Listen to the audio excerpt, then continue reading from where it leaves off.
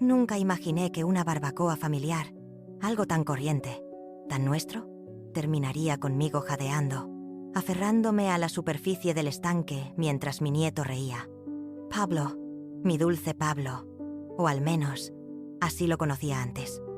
A sus 19 años, alto y con una sonrisa que nunca llegaba a los ojos, me empujó a mí, su propia abuela, directamente al agua. No fue un accidente. No fue una travesura que se salió de control. Fue deliberado, calculado, cruel. Escuché su voz antes de sentir el empujón.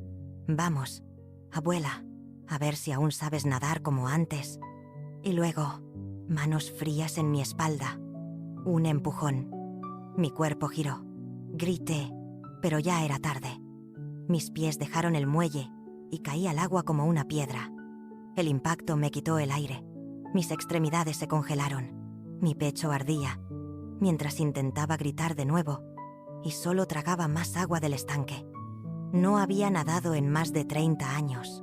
Después de la operación, el médico me advirtió que no lo hiciera, no con mi hombro frágil y mi coordinación cada vez peor. Pero nadie se movió. Ni una sola persona en ese muelle se inmutó. Me debatí. Me revolví. El pánico me invadió, mientras el agua me arrastraba hacia abajo. Cuando salí a la superficie, tosiendo y escupiendo, vi sus caras, Pablo, de brazos cruzados, riendo con sus amigos. Mi hijo, su padre, simplemente observando. Y mi nuera, bebiendo vino y murmurando: está exagerando. No recuerdo cómo salí. Supongo que fue el instinto, el miedo, tal vez una pequeña reserva de fuerza que no sabía que aún tenía. Cuando finalmente me arrastré hasta el muelle, empapada y temblando, con las rodillas en carne viva y el corazón latiendo con dolor, nadie me ayudó. Nadie. Pablo me miró desde arriba y sonrió burlonamente. Supongo que aún sabes nadar, vieja pájara. Todos rieron. Esa risa resonó en mis oídos mucho después de que el momento pasara. No grité, no lloré. Simplemente me levanté, el agua goteando de mi ropa, humillada, más allá de las palabras. Entonces recordé a Dolores, su voz de la semana pasada. La gente muestra su verdadero rostro cuando cree que te necesitan. Caminé de vuelta a la mesa de picnic, empapada y dolorida. Ellos volvieron a la parrilla, abrieron otra botella de vino, como si nada hubiera pasado, como si no hubiera estado a punto de morir para su entretenimiento. Ni una disculpa, ni una preocupación. Y supe que ese era el momento. El momento en que el lobo finalmente me quitó la venda de los ojos, el momento en que dejé de buscar excusas para su comportamiento, el momento en que dejé de aferrarme al recuerdo del niño que solía traerme flores silvestres del jardín. Pablo ya no estaba. En su lugar, había un joven moldeado por personas que valoran la apariencia sobre la empatía, que le enseñaron que la crueldad puede pasar por seguridad, que el amor no tiene consecuencias. Me senté allí, en mi ropa empapada, en silencio. Ese silencio, antes confundido con debilidad, ahora era una promesa, una advertencia, un comienzo, porque mientras miraba ese muelle, mi familia riendo, mi cuerpo adolorido, mi corazón hecho añicos, me di cuenta de algo que ellos no aún tenía opciones. Ese chico olvidó quién sostenía su futuro. En casa, me quité la ropa mojada y me sequé en el baño con la toalla de hilo que siempre guardaba para las visitas, la que nadie más tocaba. Me miré en el espejo, pelo enredado, rodillas raspadas, ojos enrojecidos por el agua. Parecía un fantasma. Y sin embargo, cuando regresé a la cocina, allí estaban, charlando sobre planes de vacaciones, riendo por vuelos a Tenerife, discutiendo sobre qué Airbnb tenía mejor vista. Nadie se volvió a mirarme. Nadie me preguntó cómo me sentía. Nadie me ofreció ni siquiera una manta seca. Pablo estaba descalzo, sus pantalones mojados, dejando charcos en mi suelo limpio. Mi hijo, apoyado en la encimera, bebiendo la limonada que había preparado esa mañana. ¿Y mi nuera? esa estatua pulida de indiferencia, mostrándole a Pablo una presentación de resorts de playa, como si ese día fuera solo otra tarde soleada. Era como si fuera invisible. Me senté en el borde de la mesa del desayuno, mis huesos aún temblando por el frío, mi cardigan pegado a la espalda, pero nadie lo notó. Nadie se preocupó. Quería gritar. No de dolor, sino de incredulidad. ¿Cómo llegamos hasta aquí? Hubo un tiempo, Dios mío, lo recuerdo, cuando Pablo me abrazaba por el cuello y me decía: «Eres lo mejor de esta casa, abuela». Recuerdo las mañanas de domingo con tortitas y dibujos animados, su cabecita apoyada en mi brazo. Ahora, imitaba ahogarse frente a sus amigos y se reía mientras yo luchaba por respirar. No ocurrió de la noche a la mañana. Esa crueldad tuvo que ser aprendida. Y sabía exactamente dónde la aprendió: en las sonrisas burlonas, en los ojos en blanco, en las veces que sus padres ignoraban mis preocupaciones, se burlaban de mis costumbres antiguas, hablaban de mí cuando creían que dormía, usaban mi casa, mi dinero, mi tiempo, hasta que me convertí más en una molestia que en una persona. Ahora me senté en mi propia cocina, tiritando mientras ellos planeaban su próxima escapada. Dejé que el silencio se extendiera, que ahogara el aire. Quería ver si alguno se daba cuenta. No lo hicieron. Así que me levanté, tranquila y calmada como siempre. Caminé hasta mi habitación, cerré la puerta suavemente y me senté al borde de la cama, donde solía leerle cuentos a Pablo antes de dormir. El agua del estanque ya no estaba en mi piel, pero sí en mi corazón. Ese dolor, esa vergüenza, permanecían. Y me di cuenta de que llevaba años secándome de su comportamiento cada vez que olvidaban mi cumpleaños, cada vez que pedían dinero sin agradecer, cada vez que me interrumpían, me ignoraban o se reían de mí. El empujón al estanque fue solo la primera vez que lo hicieron en público. Saqué mi diario y escribí solo una frase: «Nunca más tendrán la oportunidad de ahogarme». Porque a partir de esa noche, no solo me estaba secando, sino despertando.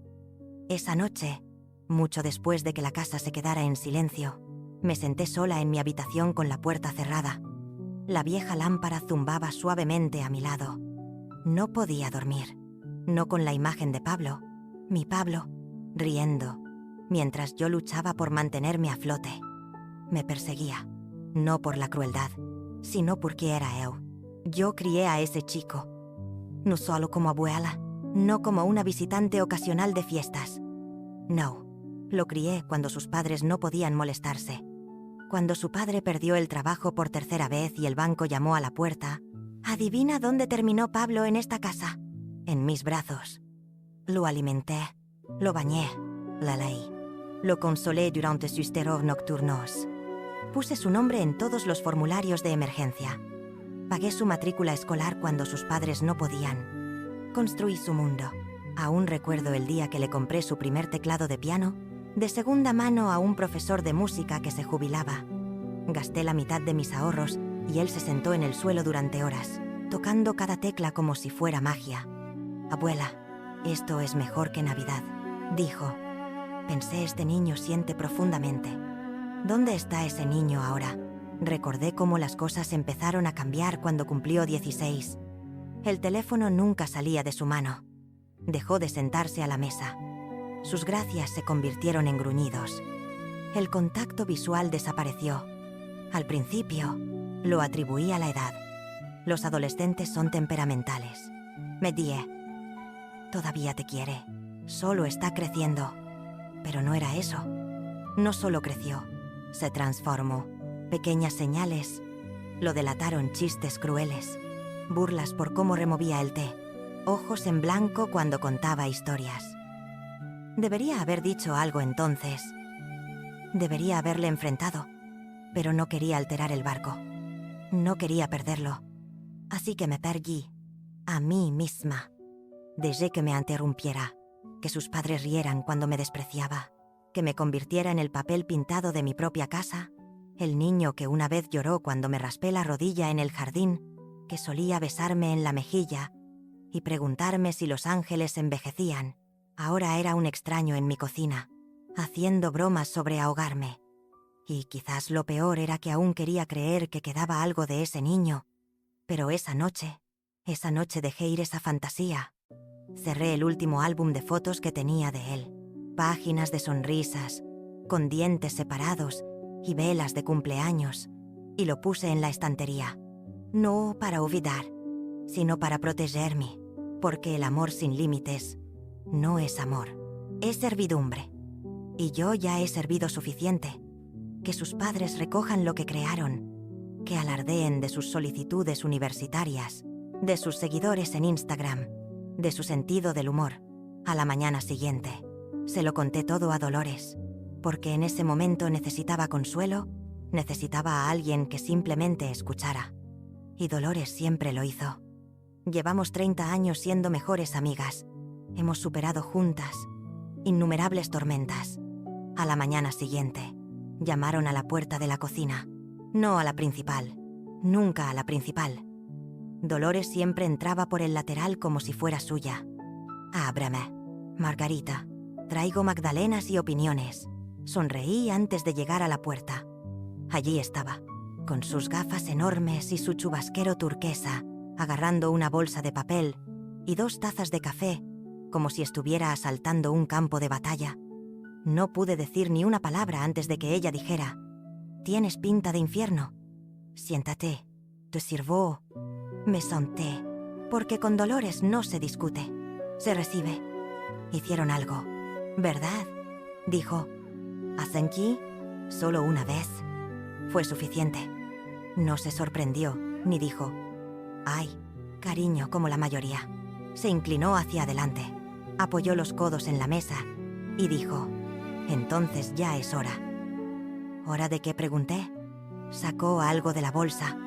No es una magdalena ni una servilleta, es una carpeta. La tarjeta de mi abogado y una lista de todas las cuentas que le había contado el año pasado cuando hicimos mis impuestos. La miré fijamente. «Guardaste eso, guardo todo», dijo. «Especialmente cuando mi mejor amiga reparte su amor y su legado como caramelos de Halloween a gente que la empujaría a un estanque. Mira la tarjeta Pedro Hernández. Derecho sucesorio. Letras limpias. Apretón de manos firme. No sé», dije en voz baja. «Se siente definitivo». Dolores se recostó, cruzó los brazos y ladeó la cabeza. «¿Quieres que sea definitivo? No quieres sentirte culpable. Eso es diferente». Tomó un sorbo de café y golpeó la mesa. «Escúchame. Pagaste la escuela de Pablo, sus aparatos dentales, su maldito piano, sus viajes de fútbol. Dejaste que sus padres vivieran gratis en tu casa de campo un verano entero, y aún así tuviste que comprar tus propios víveres en agosto. Quería ayudar», murmuré. «Lo sé. Eres mejor que ellos. Ese es el problema». Miré por la ventana. Las azaleas estaban floreciendo. Cliff las plantó para nuestro aniversario.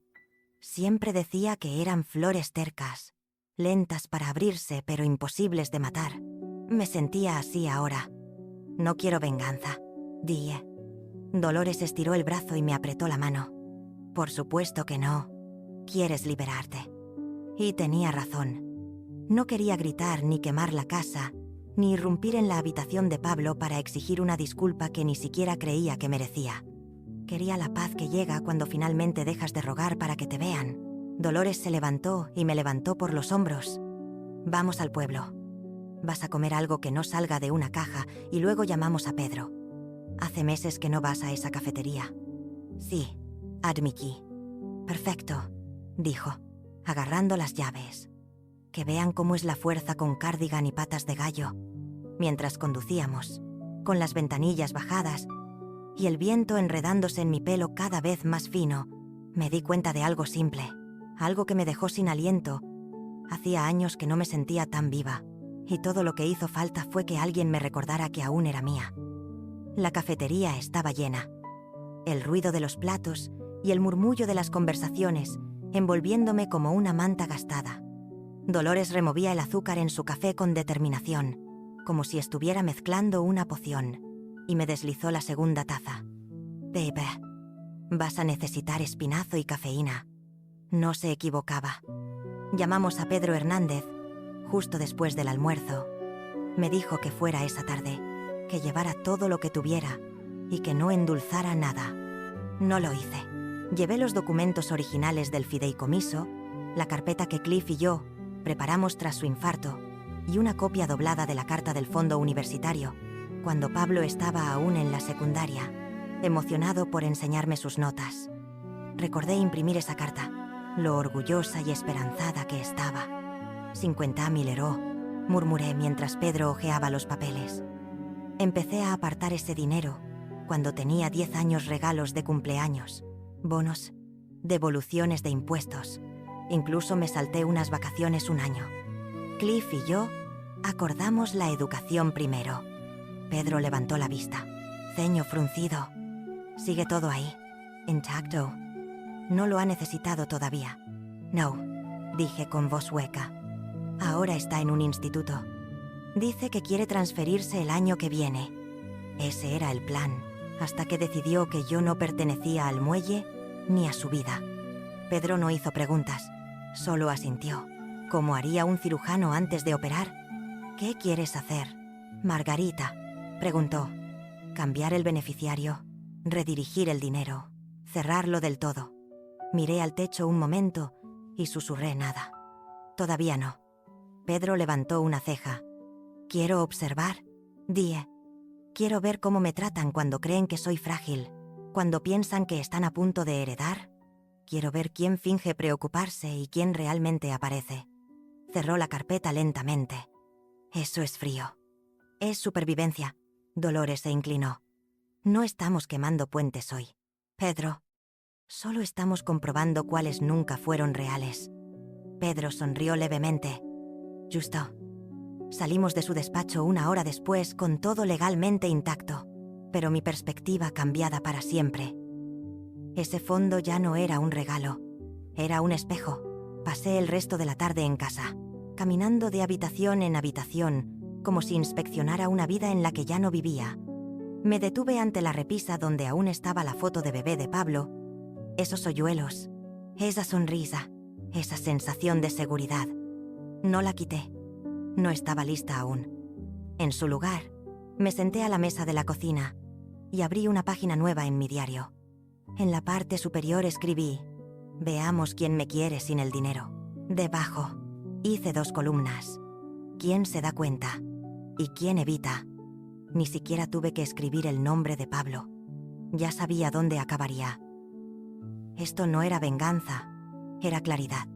Porque, por mucho que planearan, por mucho que susurraran sobre quién recibiría qué cuando estuviera demasiado cansada para ocuparme, olvidaron una cosa: yo aún tenía el bolígrafo. Y no había terminado de escribir el final. Empecé poco a poco, un tropiezo aquí, un paso más lento allá.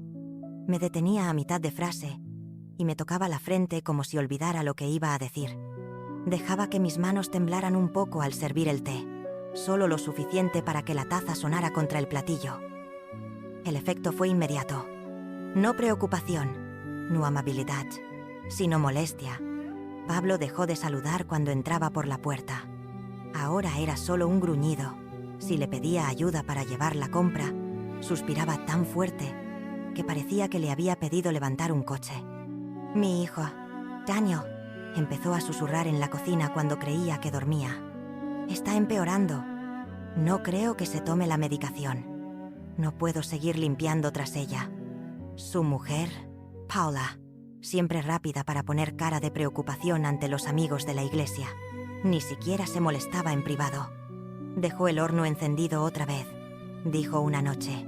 Demasiado alta y demasiado falsa. Es peligroso. Dan. ¿Y si Pablo estuviera solo? Pero él siempre estaba solo. Nadie se preocupaba por él. La cosa es que nunca dejé el horno encendido. Lo revisé 2 veces y otra vez antes de acostarme. Pero no discutí. Dejé que lo creyeran. Que construyeran su caso sobre mi declive. Creían que estaban jugando al ajedrez. No se dieron cuenta de que yo jugaba una partida más larga. Por las noches, me acostaba y escuchaba las voces apagadas a través de la pared. Nunca decían mi nombre. Solo ella y ella. Necesita ayuda. Se está convirtiendo en una carga. Ni siquiera sabe llevar sus propias cuentas. Esta última casi me hizo reír en voz alta.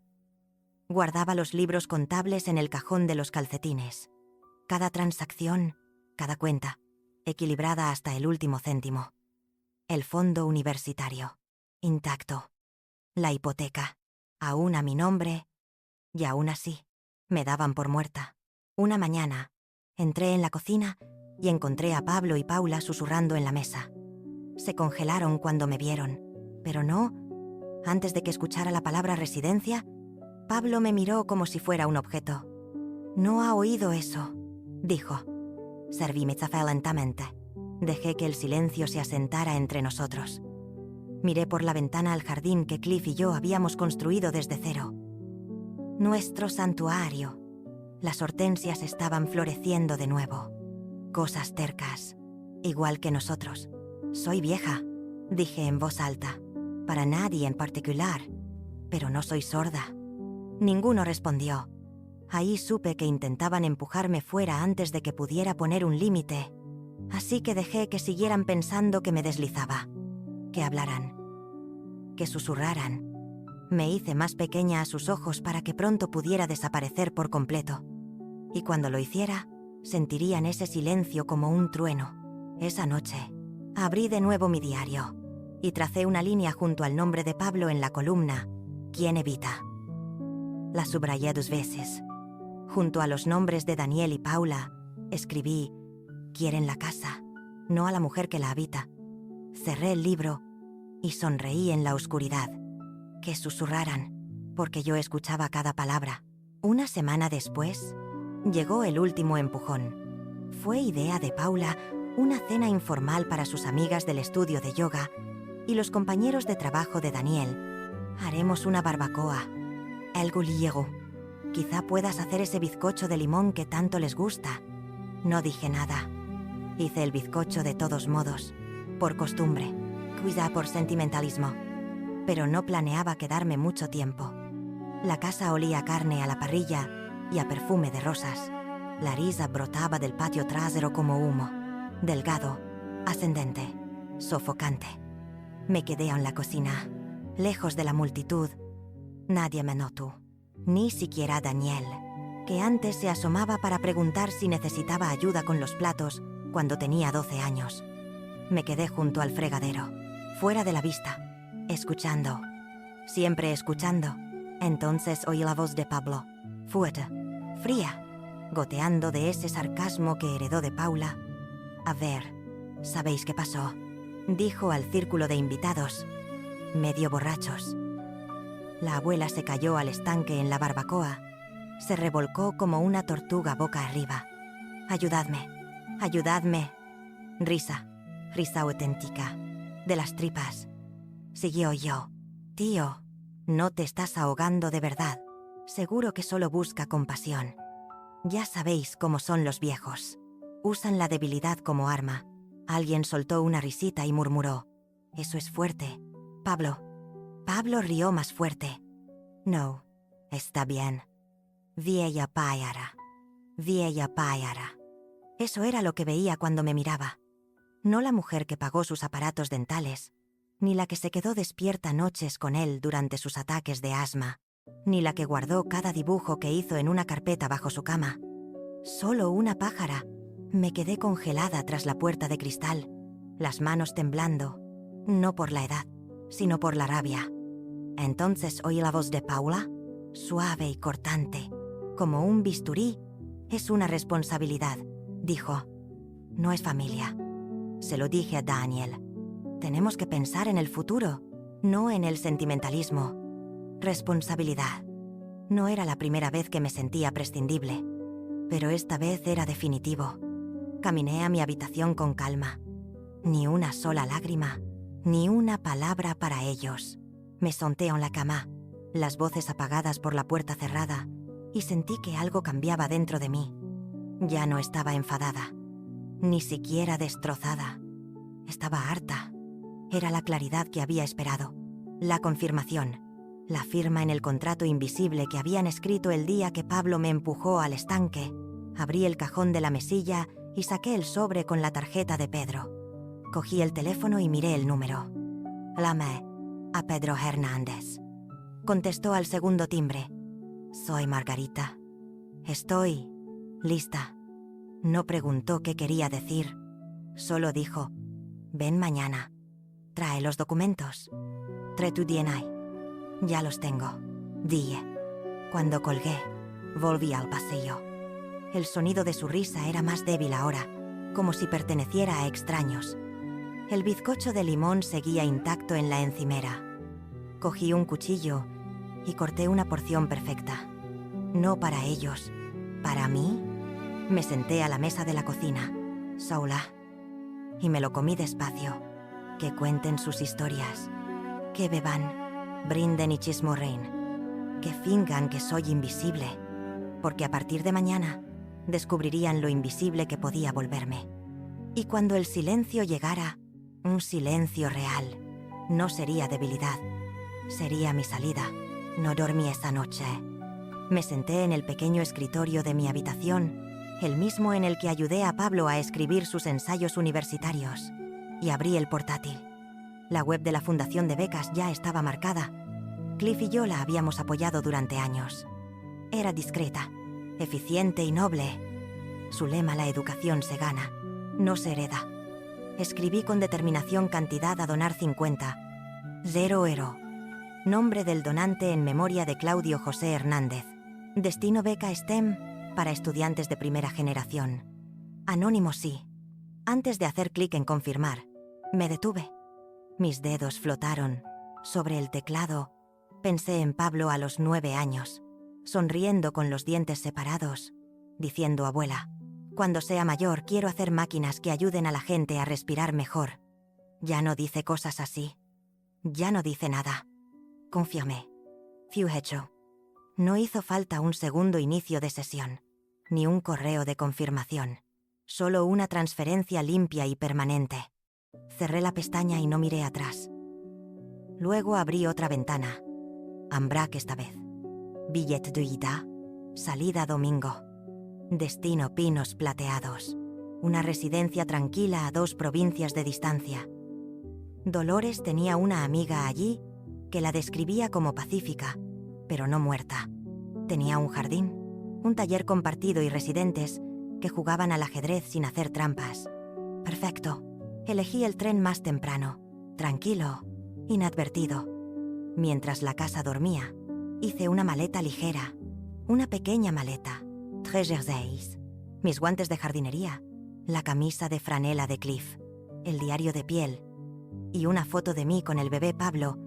Solo una. Las cosas de valor ya no estaban. Los documentos ya estaban seguros. Lo que dejé atrás eran solo cáscaras, ropa que no usaba en años, electrodomésticos de cocina, por los que nunca dieron las gracias, tarjetas de cumpleaños con mi letra que acababan en cajones. Que se queden con todo eso, que clasifiquen mi vieja vida, como buitres rodeando algo que ayudaron a matar. Me voy este fin de semana con Dolores, dije, de pie, en la puerta de la cocina, el viernes por la tarde. Quiere compañía en un pequeño viaje. Daniel ni siquiera levantó la vista del móvil. Veo.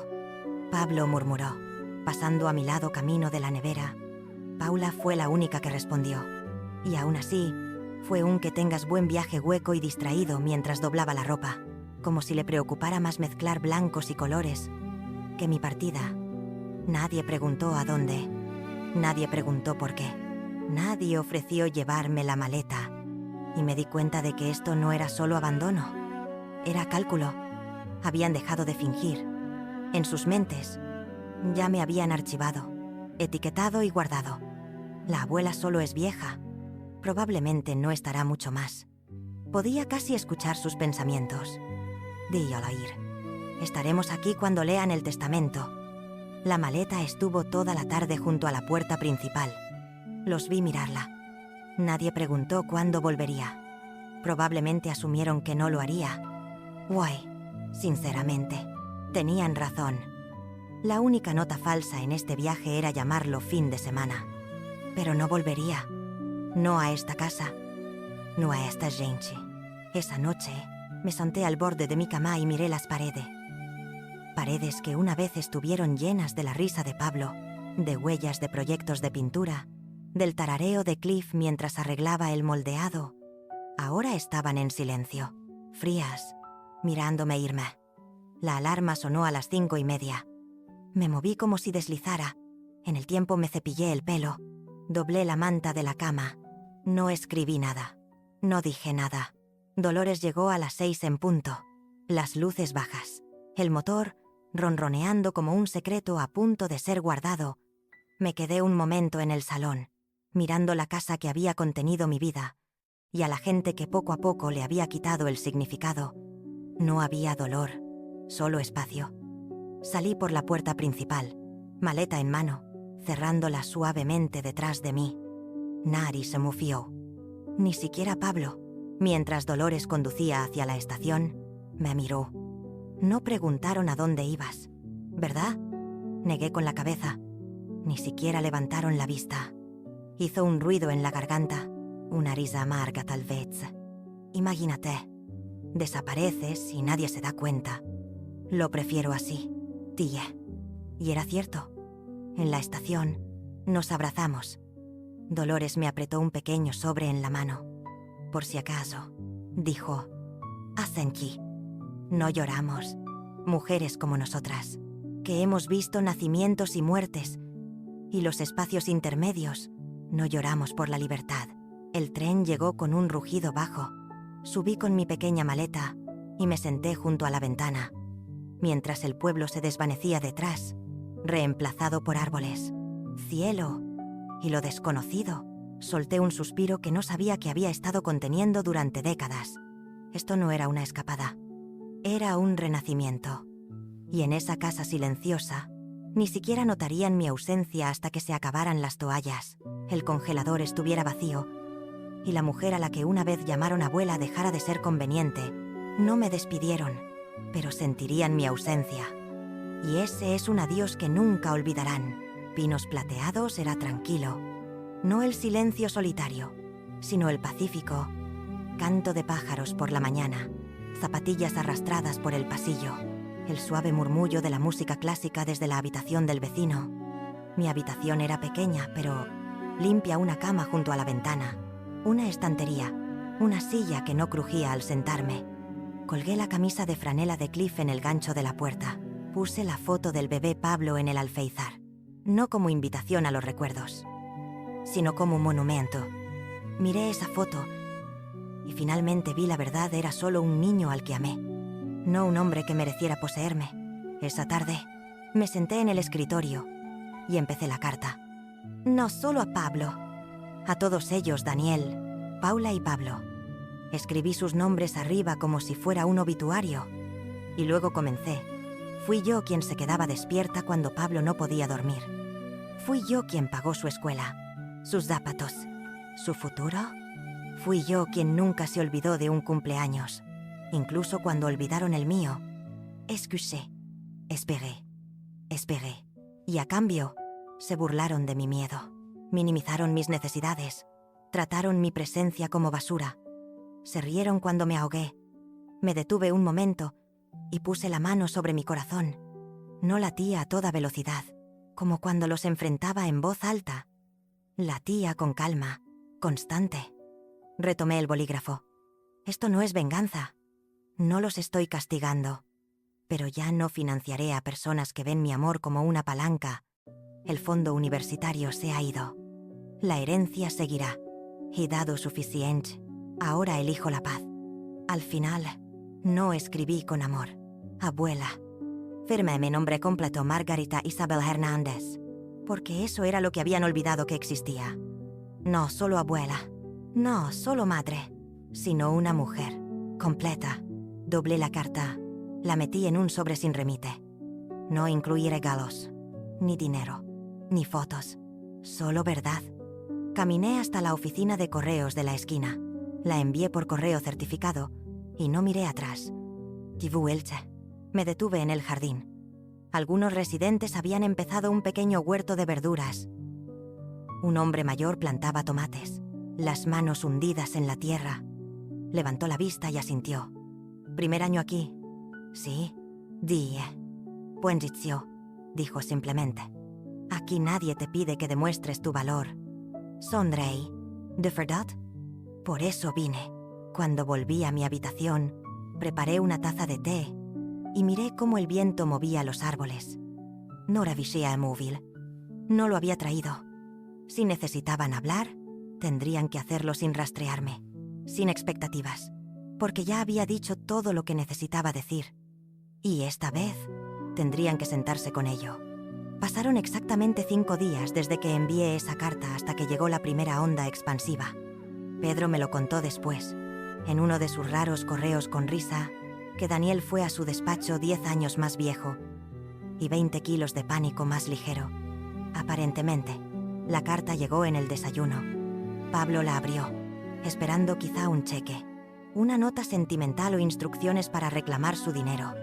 En su lugar, encontró mi letra, desplegada como un espejo, sin gritos, sin súplicas, solo hechos. Y la frase que probablemente le quitó el aire: el fondo universitario se ha ido, redirigido a una fundación que valora la decencia sobre la herencia. Pedro dijo que Pablo se puso rojo. Paula empezó a jurar. Y Daniel repetía lo mismo como un disco rayado.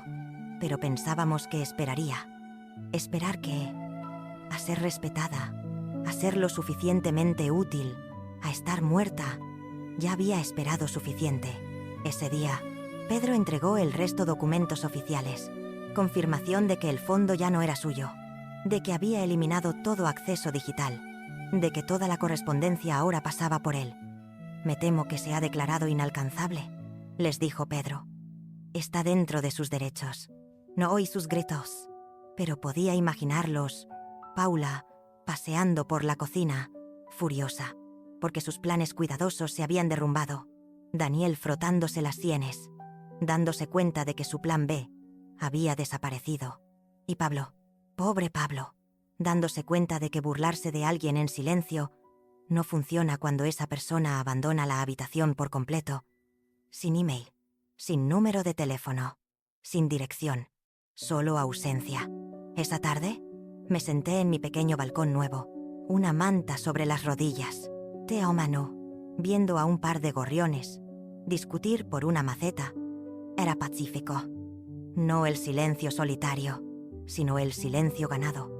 El silencio en el que te sientas porque ya has gritado. No me sentí culpable. No me pregunté si había ido demasiado lejos, porque por primera vez, la distancia entre nosotros era honesta. No había desaparecido. Me había retirado. Me querían callada, pequeña, sumisa. Ahora la tenían, solo que no como esperaban. No más ayuda con las facturas, ni préstamos de emergencia, ni guardería de última hora, ni fondo universitario. Solo silencio, solo espacio. Y yo, Margarita Isabel Hernández, aún respirando, aún viviendo, solo que en otro lugar. Ellos lo llamarían abandono. Dirían que me perdí, que me escapé. Que lo llamen así, porque algún día, cuando el polvo se asiente, recordarán que lo di todo hasta que casi me mata. Y entonces, pagué. No porque fuera cruel, sino porque finalmente entendí. ¿No tienes que prenderte fuego para mantener calientes a los demás? Y me negué a ser su cerilla nunca más. Pedro me reenvió el primer correo 3 días después. Asunto urgente. Por favor, lámanos. Mamá. Era de Daniel, lleno de frases entrecortadas y mala puntuación. Solo necesitamos hablar. No estamos enfadados. Estamos muy confundidos. No sabíamos que estabas molesta. Pablo está destrozado. Por favor, déjanos explicar. Explicar que imaginé el agua en mis pulmones, que malinterpreté su risa, que ser llamada una responsabilidad no era lo que parecía. No querían hablar, querían acceso. Pedro me preguntó si quería que respondiera. Le dije que no, que se sentaran en el eco de su propio silencio. Esa misma semana, llamaron al banco. Intentaron acceder a las cuentas de Negado. Enviaron un correo a la Fundación de Becas de Negado Y luego vino el movimiento. Más audaz me reportaron como desaparecida. Un policía apareció en el despacho de Pedro, preguntando si había alguna preocupación por mi seguridad. Pedro, bendito sea, entregó la documentación. Margarita Hernández está en pleno uso de sus facultades. Se fue por voluntad propia y no tiene obligación legal de informar a las personas de las que se está protegiendo. Lo intentaron de nuevo al día siguiente, esta vez con Pablo llamando. Pedro no contestó. Me envió una actualización con el asunto. Están desesperados. No lo abrí de inmediato. Me quedé con el conocimiento, no porque necesitara disfrutar su pánico, sino porque necesitaba creer en mi derecho a marcharme. Hay una extraña culpa que se instala cuando dejas de ser madre, para personas que se han vuelto adictas a tu silencio. Viene en oleadas. Quizá fui demasiado dura. Quizá no lo dijeron en serio. Quizá cambiarán. Pero la culpa es solo el precio que pagas cuando te han enseñado que el amor debe doler. Y ya no estoy pagando ese precio. No respondí. No me inmuté. En su lugar, pasé el día en el jardín, hundiendo mis dedos en la tierra caliente y plantando semillas como si me atreviera a la tierra a comenzar de nuevo conmigo. Esa tarde, Dolores llamó. «Están patas arriba», dijo. «Se corlavó». Las amigas de yoga de Paula empiezan a susurrar. Una preguntó si tenías demencia. Merey. No, la risa educada, sino la liberadora.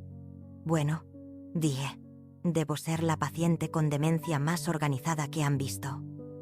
Dolores hizo una pausa. ¿Segura de que te importa que piensen que te has ido? Miré por la ventana al sol poniéndose sobre una cama de caléndulas. No, mi hijo, dije. Solo no estoy disponible. Porque esa es la verdad. No. Me querían como un mueble silencioso en el fondo. Siempre lista. Nunca necesitada. Conveniente. Prescindible. Ahora me he ido. Pero no estoy perdida. No me perdieron. Me echaron. Y ahora que no pueden encontrarme, finalmente intentan escuchar. Pero es demasiado tarde para conversaciones. Esto no es un pulso. Es una partida. Y por primera vez, no son ellos quienes eligen cuándo termina. Pedro lo llamó el momento en que el suelo cedió. Los reunió en su despacho, a los tres, porque se negaban a creerlo hasta que lo escucharan de alguien con un título y un escritorio. Daniel entró con la mandíbula apretada. Paula llevaba su mejor cardigan de víctima. Y Pablo, bueno, Pablo parecía un niño otra vez. No por remordimiento, sino porque por primera vez el mundo no se doblegaba ante él. Pedro había preparado una breve declaración según mis instrucciones, sin charla, sin explicaciones, solo la verdad. Deslizó la carpeta sobre la mesa, miró a cada uno a los ojos y dijo: «Esto es de Margarita Hernández». Y leyó a quienes asumieron que mi silencio significaba acuerdo: «Lo di todo una vez, no moriré dos veces». Esa frase los detuvo. Tomaron mi tiempo, mi hogar, mi paz. Me drenaron mientras le decían a otros que me cuidaban. Se burlaron de mí mientras me ahogaba y luego se preguntaron por qué no salía a la superficie pidiendo su aprobación. Así que quede claro, el fondo universitario se ha ido. La herencia ha sido reestructurada. La casa será donada. Mis bienes no irán a quienes me trataron como basura esperando ser retirada. No recibirán nada de mí en la muerte, porque no me dieron nada de valor en vida, ni amor, ni respeto, ni cuidado. Amaron mi dinero más que a mí. Y ahora, el dinero está con quienes aún creen en la bondad, según Pedro. Paula se puso roja y luego blanca. Pablo murmuró algo bajo la respiración, pero nadie escuchó. Pedro me contó que Daniel se levantó y gritó: «Se ha vuelto loca», a lo que Pedro respondió: «No, ha encontrado la cordura». Cuando Pedro me envió la transcripción completa esa semana, la leí despacio, tomando té en el jardín, con los pies bajo una manta que Dolores había tejido. Cada palabra fue como oxígeno. No era venganza. Era dejar constancia. Ellos escribieron la historia. Yo solo di la vuelta a la última página. En su mundo, se suponía que debía perdonar en silencio, dar sin cesar y desvanecerme suavemente. Pero no lo hice. Hablé. Me fui. Reasigné mi amor a quienes aún lo querían, no a quienes lo esperaban. Al final de la declaración, Pedro había añadido mi frase final en negrita. Como le pedí a mano, estar sola es mejor que ser usada. Y eso fue todo.